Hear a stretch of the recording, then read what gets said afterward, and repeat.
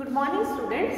Welcome in the next lecture of Pharmaceutics 1. You are discussing the chapter packaging. In packaging we have described you what is container, what are the parts of food container, type of container. Then we have started the topic what are the materials used for making the containers. We have described glass as packaging material in the previous lecture. Now we are going to start the second material which is very commonly used in the pharmaceutical industry for making the containers is plastic. ठीक है, तो plastic आप सभी लोगों ने देखी है कि मार्केट में कितनी ज्यादा प्लास्टिक की बॉटल्स आ रही हैं, कंटेनर्स आ रहे हैं फार्मास्यूटिकल प्रोडक्ट्स को पैक करने के लिए। तो सबसे पहले प्लास्टिक का इतना कॉमन यूज क्यों है, what are the advantages of plastic. तो सबसे पहला जो एडवांटेज क्या है, it is light in weight. आप खुद कंपेयर करिए ग्लास की बॉटल और प्लास्टिक की बॉटल, दोनों को कंपेयर करेंगे तो लाइट इन वेट है और it can be handled easily. ठीक है, तो हैंडल भी आप इसको इजीली कर सकते हैं। सेकंड क्या है, प्लास्टिक जो है पुअर कंडक्टर ऑफ हीट है, तो ये भी एक इसका बहुत अच्छा एडवांटेज है। थर्ड है सफिशिएंट मैकेनिकल स्ट्रेंथ। देखिए ग्लास में आपने उसका एक नेगेटिव पॉइंट पढ़ा था कि ग्लास जो है फ्रेजाइल है, बहुत इजीली टूट जाता है। तो जो प्लास्टिक होती है इसकी मैकेनिकल स्ट्रेंथ बड़ी अच्छी होती है, इस वजह से इसका जो अगला पॉजिटिव पॉइंट आता है वो होता है अनब्रेकेबल। प्लास्टिक की बॉटल गिर भी जाए तो वो टूटेगी नहीं। ठीक है, तो अनब्रेकेबल होना इसका एक बहुत पॉजिटिव पॉइंट आता है। उसके बाद इसकी ट्रांसपोर्टेशन इजी है, ग्लास का वेट ज्यादा होता है, उसकी ट्रांसपोर्टेशन भी टफ होती है फ्रेजाइल नेचर की वजह से, और ट्रांसपोर्टेशन की कॉस्ट भी उसकी ज्यादा होती है। देन प्लास्टिक की भी देखिए मार्केट में आप अलग अलग कलर्स, अलग अलग शेप्स, अलग अलग साइजेस की बॉटल्स आती हैं। प्लास्टिक जो होती है वो इनऑर्गेनिक केमिकल्स को रेजिस्टेंट होती है। अब आप अपनी लैब में देखेंगे कि most of the solid, specially solid inorganic chemicals को आप प्लास्टिक के कंटेनर में ही स्टोर करके रखते हैं, उसकी पैकिंग भी पीछे से प्लास्टिक की आती है। देन प्लास्टिक जो है वो बहुत अच्छी protection power, good protection power provide करती है। जो भी केमिकल आपने स्टोर किया है या मेडिकमेंट स्टोर की है उसको ये प्रोटेक्ट करके रखती है। ठीक है, और इसके बाद एक और पॉइंट आता है जो मैंने आपको क्लास में बताया था कि with the passing of time glass में फ्लेक्स जो है वो सेपरेट होना स्टार्ट हो जाते हैं। छोटे छोटे पीसेस देखिए आप, जो सॉफ्ट ड्रिंक की बॉटल वगैरह होती है उनके एज होते हैं वहां से उतरने स्टार्ट हो जाते हैं, बट प्लास्टिक में ऐसा कुछ नहीं होता। देयर इज नो चेंजेस और फॉर्मेशन ऑफ फ्लेक्स। ठीक है, तो ये हो गए क्या एडवांटेजेस ऑफ प्लास्टिक। अब है डिसएडवांटेजेस ऑफ प्लास्टिक। हर चीज के साथ कुछ पॉजिटिव कुछ नेगेटिव दोनों पॉइंट एसोसिएटेड होते हैं। तो अभी आपने क्या पढ़ा है पॉजिटिव पॉइंट्स यानी एडवांटेजेस, अब आप पढ़ेंगे डिसएडवांटेजेस की इसकी कमियां क्या क्या है। फर्स्टली क्या है, permeable to water vapour and atmospheric gases. अभी आप अलग अलग टाइप की प्लास्टिक पढ़ेंगे, तो कुछ प्लास्टिक ऐसी होती हैं जिनमें से एटमॉस्फेरिक गैस भी पास हो जाती हैं और इवन वाटर भी पास हो जाता है। ठीक है, वाटर के वेपर स्पेशली पास हो जाते हैं, तो उससे क्या होता है जो अंदर प्रोडक्ट स्टोर की होती है वो डिटोरिएट हो सकती है। उसके बाद क्या है, it can not withstand heat without softening और डिस्टॉर्टिंग। जब आप प्लास्टिक को हीट करते हैं जब उसकी शेप चेंज हो जाती है, ठीक है, जब बिल्कुल डिस्ट्रॉय हो जाती है तो ये हीट को बियर नहीं कर पाती। Most of the type of plastic जो है वो हीट को बियर नहीं कर पाती। थर्ड क्या है डिसएडवांटेज कि interact with certain chemicals to cause softening और डिस्टॉर्शन। आपने जो केमिकल अंदर स्टोर किए होते हैं कई बार क्या होता है कि उनके साथ इंटरेक्ट करती है, रिएक्शन हो जाता है, उससे खराब हो जाती है, सॉफ्ट भी हो सकती है। उसके बाद क्या है कि it can absorb many chemical substances, जैसे प्रिजर्वेटिव है, वो सॉल्यूशन में अगर आपने कोई प्रिजर्वेटिव डाला है उस प्रिजर्वेटिव को ये जो है प्लास्टिक है अब्सॉर्ब कर लेती है, उससे प्रोडक्ट खराब होने के चांसेस रहते हैं। देन प्लास्टिक जो है अगर हम ग्लास से कंपेयर करेंगे तो थोड़ी सी एक्सपेंसिव पड़ती है, उससे प्रोडक्ट की जो कॉस्ट है उसके भी बढ़ने के चांसेस रहते हैं। और नेक्स्ट क्या है कि प्लास्टिक की लेबलिंग के लिए, जैसे ग्लास की लेबलिंग के लिए आप कोई भी ड्रॉप वगैरह यूज कर सकते हो, बहुत सारी टाइप की प्लास्टिक में आपको स्पेशल एडहेसिव और ड्रॉप को यूज करना पड़ता है। तो ये हो गए डिसएडवांटेजेस। पेपर में आपको जो क्वेश्चन है किसी भी फॉर्म में आते हैं, फुल क्वेश्चन भी आ सकता है और शॉर्ट क्वेश्चन भी आ सकते हैं। तो जो शॉर्ट आंसर टाइप में ये आते हैं advantage of plastic, disadvantages of plastic. अब आ रहा है कंपोजिशन ऑफ प्लास्टिक कि प्लास्टिक किन चीजों से बनी होती है। बेसिकली प्लास्टिक क्या है? Plastic is synthetic polymer of high molecular weight. ठीक है, हाई मॉलिक्यूलर वेट के जो सब्सटेंसेस होते हैं उनका जो सिंथेटिक पॉलीमर है उनकी प्लास्टिक बनी होती है। तो बहुत सारे हैं ऐसे हाई मॉलिक्यूलर। पॉलीमर का मीनिंग आई थिंक आप समझते हो, मोनोमर में सिंगल मॉलिक्यूल जब हम उनको कितने साल को कंबाइन कर लेते हैं तो पॉलीमर बन जाते हैं, पॉलीमर इज मैनी। तो ऐसे हाई मॉलिक्यूलर वेट के सब्सटेंसेस के मॉलिक्यूल जब हम एक साथ बहुत सारे कंबाइन कर लेते हैं, ठीक है, तो ये जो होते हैं पॉलीमर्स कौन से यूज होते हैं? जैसे पॉलीइथिलीन। पॉलीइथिलीन में इथिलीन के कितने सारे molecules? Polypropylene, polyvinyl chloride, polystyrene, polymethyl methacrylate, polyethylene, terephthalate और पॉलीट्राइफ्लोरोइथिलीन। ठीक है, तो ये जो मोनोमर्स हैं ऐसे जैसे पॉलीथीन में या पॉलीइथिलीन में इथिलीन के बहुत सारे मॉलिक्यूल्स हमने कंबाइन किए तो पॉलीइथिलीन बन गया। ऐसे बहुत सारे सिंथेटिक पॉलीमर्स हैं जिससे प्लास्टिक बनाई जाती है। और कुछ और एडिटिव भी साथ में ऐड किए जाते हैं, जैसे एंटीऑक्सीडेंट डाले जाते हैं, एंटीस्टैटिक एजेंट डाले जाते हैं, कलर्स डाले जाते हैं, लुब्रिकेंट्स डाले जाते हैं, प्लास्टिसाइजर और स्टेबलाइजर भी प्लास्टिक की फॉर्मुलेशन के टाइम उसके अंदर ऐड किए जाते हैं। ठीक है, अब जो अलग अलग पॉलीमर हम यूज कर रहे हैं, हर पॉलीमर की अपने पॉजिटिव पॉइंट होते हैं, अपने ही नेगेटिव पॉइंट होते हैं। मेरिट और डिमेरिट हर पॉलीमर की अलग अलग है। तो सबसे पहले हम लेते हैं पॉलीइथिलीन। पॉलीइथिलीन क्या है? पॉलीइथिलीन, पॉली मींस मैनी और इथिलीन के बहुत सारे मॉलिक्यूल्स हमने कंबाइन किए हैं। हम नॉर्मल रूटीन में इसको पॉलीथीन बोलते हैं। जो आपके पॉलीथीन के बैग वगैरह है ना, जो मार्केट में काफी बैन हो रहे हैं, तो ये उसी की कैटेगरी है। ठीक है, पॉलीइथिलीन। तो ये कैसे होती है? अब आपको रट्टा मारने की कोई जरूरत नहीं है, कोई क्रैमिंग नहीं करनी है। आपने नॉर्मल पॉलीथीन देखी है तो बहुत सारी प्रॉपर्टीज आप इनसे ड्राइव कर सकते हैं। फ्लेक्सिबल होती है, लाइट इन वेट होती है, बट टफ प्लास्टिक होती है। ठीक है, इम्परमेबल टू वाटर वेपर्स, इसमें वाटर के वेपर ऐड नहीं हो सकते।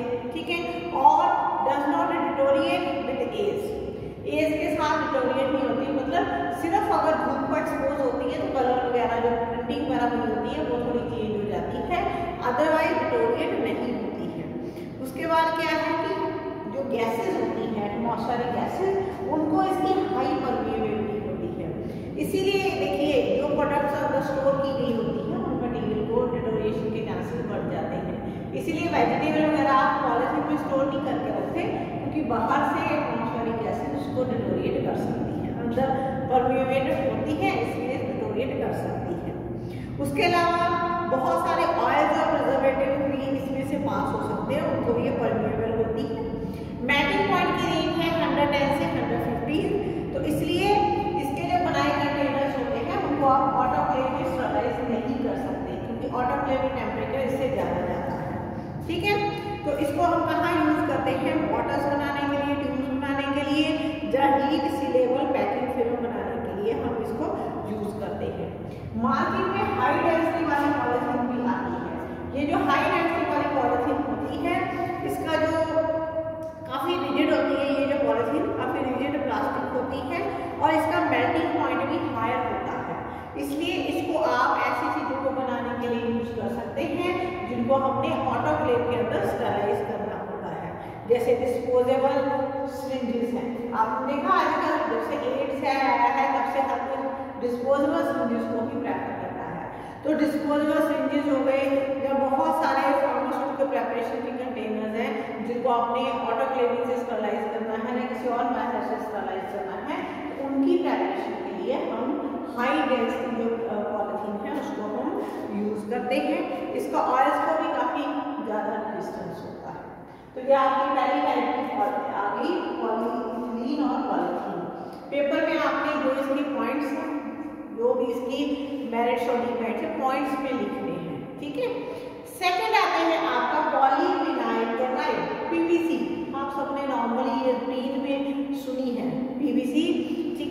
ये आपने देखी भी होगी कि ये फ्लेक्सिबल थोड़ी कम होती है, हैवी होती है, और ये जो है वाटर वेपर्स को मोर परमेएबल होती है। अगर हम नॉर्मल पॉलीथीन से कंपेयर करें तो उससे ज़्यादा ये परमेएबल होती है।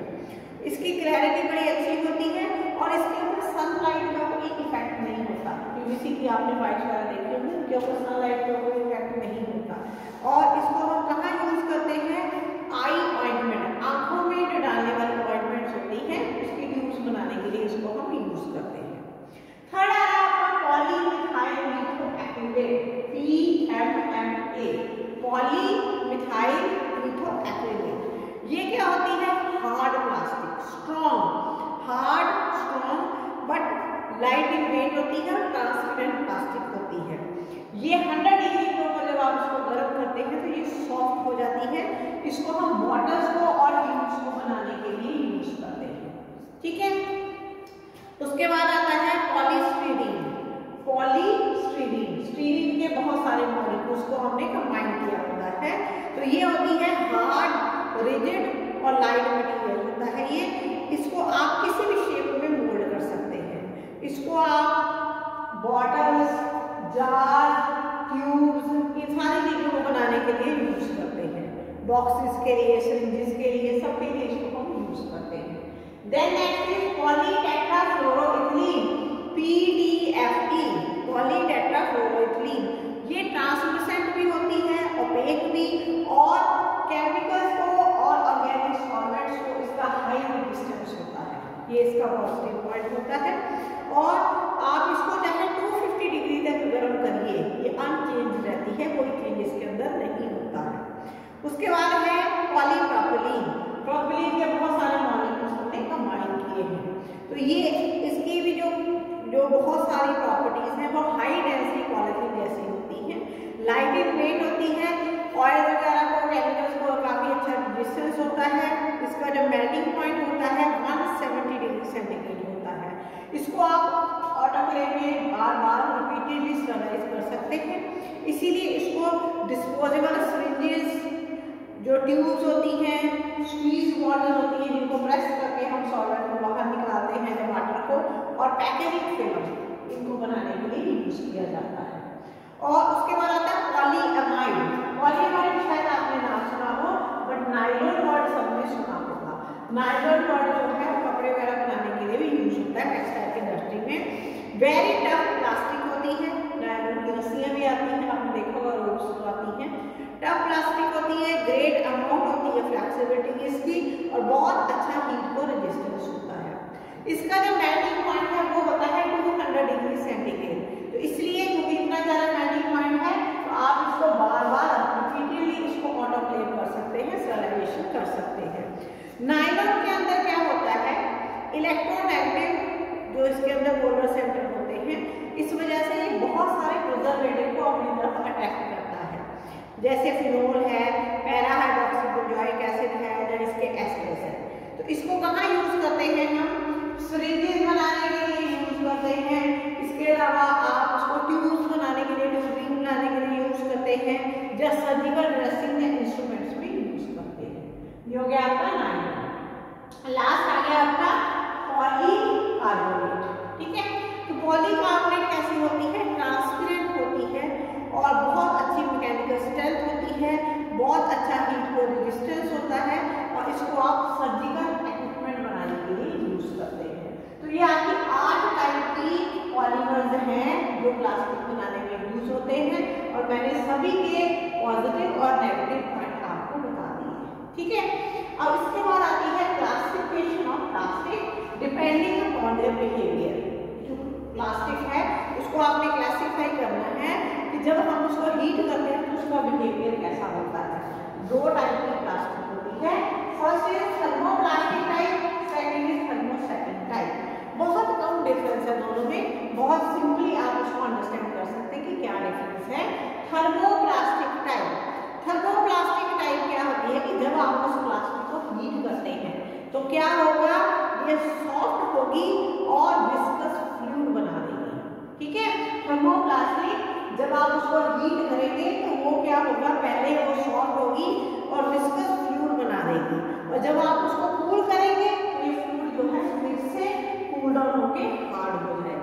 तो ये आपकी पहली टाइप है थर्मोप्लास्टिक टाइप। ठीक है, अब कूलिंग के बाद में कितनी हार्ड होती है ये किसके ऊपर डिपेंड करता है? ये डिपेंड करता है degree of cross linkage, molecules के बीच में जो लिंकेज हुई है उसकी डिग्री के ऊपर डिपेंड करता है, या इंटरमॉलिक्यूलर अट्रैक्शन के बीच में डिपेंड करता है। ठीक है, तो इसकी कैटेगरी में आती है नायलॉन आती है इसमें, और आपकी पॉलीस्टीरीन आती है, और पॉलीमिथाइल मीथोएक्रिलेट। ठीक है, ये इसकी कैटेगरी में आती है कि जब आप इसको गर्म करेंगे ये विस्कस फ्लूइड बना देंगे, जब ठंडा करेंगे फिर से हार्ड होकर प्लास्टिक बन जाएगा। सेकंड आती है थर्मोसेटिंग टाइप। थर्मोसेटिंग थोड़ा सा डिफरेंस है, उसको जब आप गर्म करते हैं ये फ्लेक्सिबल हो जाती है, सॉफ्ट हो जाती है, फ्लेक्सिबल हो जाती है, बट ये फ्लूइड नहीं बनती, बस यही एक डिफरेंस है।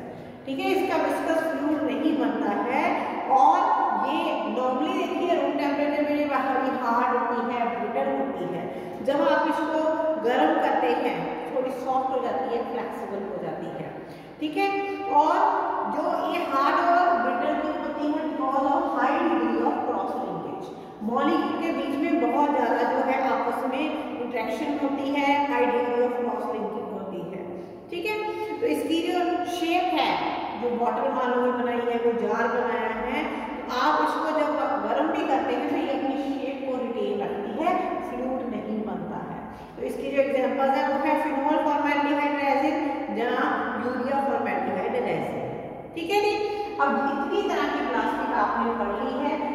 जो ग्लास में आपने पढ़ा था ना कि ग्लास को भी यूज करने से पहले टेस्टिंग होती है, तो इन प्लास्टिक को भी यूज करने से पहले टेस्ट किया जाता है। किस चीज के लिए टेस्ट किया जाता है? कि जब ये एसिड, एल्कली, वाटर जो ऑर्गेनिक सॉल्वेंट के कांटेक्ट में आएंगे इसमें से कोई एक्सट्रैक्ट तो नहीं आता है, इसलिए टेस्ट किया जाता है, फिर इनको फाइनल करके पैकिंग के लिए यूज किया जाता है।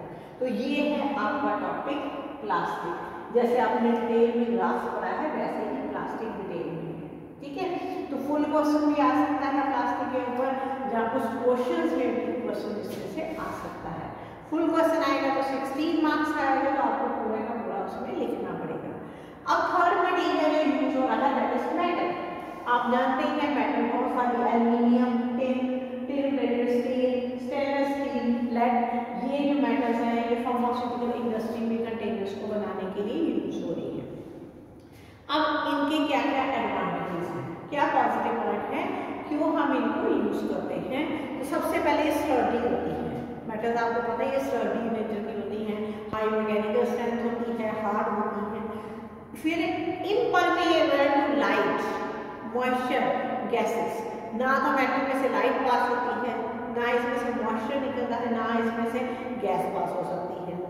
इसके आप रिजिड अनब्रेकेबल कंटेनर बना सकते हैं।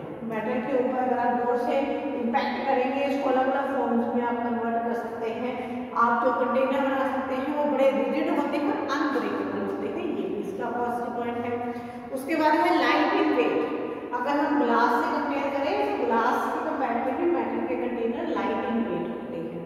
उसके बाद इनके ऊपर आप लेबल्स को डायरेक्टली प्रिंट भी कर सकते हैं। लगाने तो आसान होती है क्योंकि स्मूथ सरफेस होती है, बट इनके ऊपर डायरेक्टली आप प्रिंट भी कर सकते हैं। तो ये है मेटल्स के एडवांटेजेस। अब है मेटल के डिसएडवांटेजेस। तो सबसे पहला डिसएडवांटेज हम अगर कंपेयर करें प्लास्टिक के साथ या ग्लास के साथ, तो मेटल्स भी एक्सपेंसिव की कैटेगरी में आती हैं। जब कोई पैकिंग मटेरियल एक्सपेंसिव होगा तो ऑटोमेटिकली प्रोडक्ट की जो कॉस्ट है वो बढ़ जाएगी।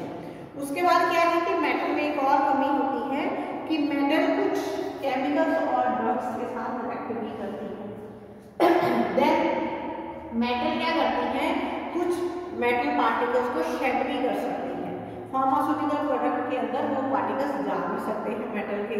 और मोस्टली जो मेटल्स होती हैं इनको हम यूज लिमिटेड उसके लिए, मतलब लार्ज स्केल में, जैसे हॉस्पिटल सप्लाई है, जब आप लोग हॉस्पिटल में ट्रेनिंग करोगे तो वहाँ पे आप देखोगे यूज पैकिंग जो टैबलेट की या कैप्सूल की आती है वो मेटल के कंटेनर्स में आती है। स्मॉल स्केल के लिए या आप कह सकते हैं कि एक्सटेम्पोरेशियस प्रिपरेशन के लिए हम मेटल को नहीं यूज करते। अब अलग अलग टाइप की मेटल्स यूज हो रही है, जैसे एल्यूमिनियम है, टिन है, लेड है, ये तीनों मेटल्स जो है वो ग्लास ट्यूब्स बनाने के लिए यूज हो रही है। तो तो अलग अलग साइज की फ्लेक्सिबल ट्यूब जो है मार्केट में आती हैं। जो टिन की फ्लेक्सिबल ट्यूब्स हैं वो फार्मास्यूटिकल इंडस्ट्री में प्रेफर की जाती है।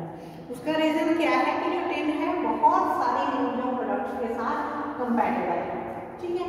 तो दूसरी तरफ एल्युमिनियम है, एल्युमिनियम को भी हम काफी ज्यादा ट्यूब्स बनाने के लिए यूज करते हैं, स्पेशली डेंटल प्रोडक्ट, टूथपेस्ट है, क्रीम्स है, उसके लिए एल्युमिनियम की खासियत क्या आती है कि एल्युमिनियम जो होता है वो लाइट इन वेट होता है, ठीक है।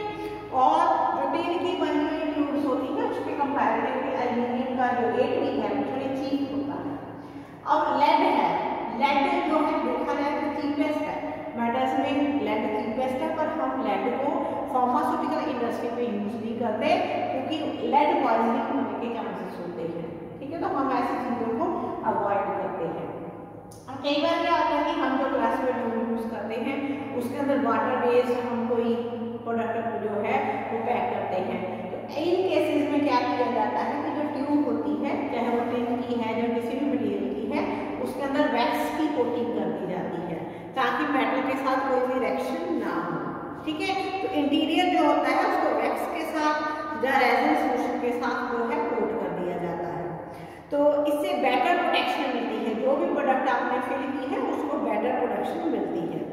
जो मेटल के कंटेनर है मैंने आपको बोला कि वो लूज पैकिंग या बल्क पैकिंग के लिए यूज होते हैं। अब आपने देखा मेटल की फॉइल्स भी आती हैं, जैसे एल्यूमिनियम फॉइल है वो हम फूड पैकिंग के लिए यूज करते हैं, ठीक है। इसको सपोस्ट्री की जो पैकिंग है उसके इंडिविजुअल एक एक सपोस्ट्री को पैक करने के लिए भी यूज किया जाता है। इसके अलावा आपने देखा होगा स्ट्रिप्स की पैकिंग आती है, जो टैबलेट कैप्सूल स्ट्रिप में पैक होती है वो भी मेटल की ही बनी हुई शीट्स होती हैं, ठीक है। तो ये हो गया आपका टॉपिक मेटल। और लास्ट पैकिंग मटीरियल आ गया आपका पेपर एंड बोर्ड। ये आपने देखा होगा जितने लेवल्स हम पेपर के बने होते हैं मोस्टली, चाहे लैमिनेटेड पेपर है या नॉर्मल पेपर है। इसके अलावा बॉक्सेस, कार्टन्स, एनवलप्स, ड्रम्स, ठीक है, ऐसे बहुत सारी चीजें हैं। स्ट्रिप्स में, ब्लिस्टर पैकिंग में, सारों में पेपर यूज हो रहा है।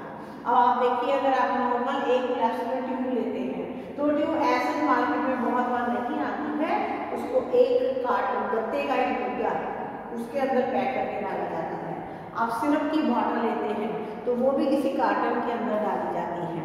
और ये जो कार्टन होते हैं आगे किसमें पैक होते हैं, सी बॉक्स में, कॉर्रुगेटेड बॉक्स, जो ब्राउन कलर के आप गत्ते के डब्बे देखते हैं उनके अंदर ये बॉटल्स पैक की जाती हैं।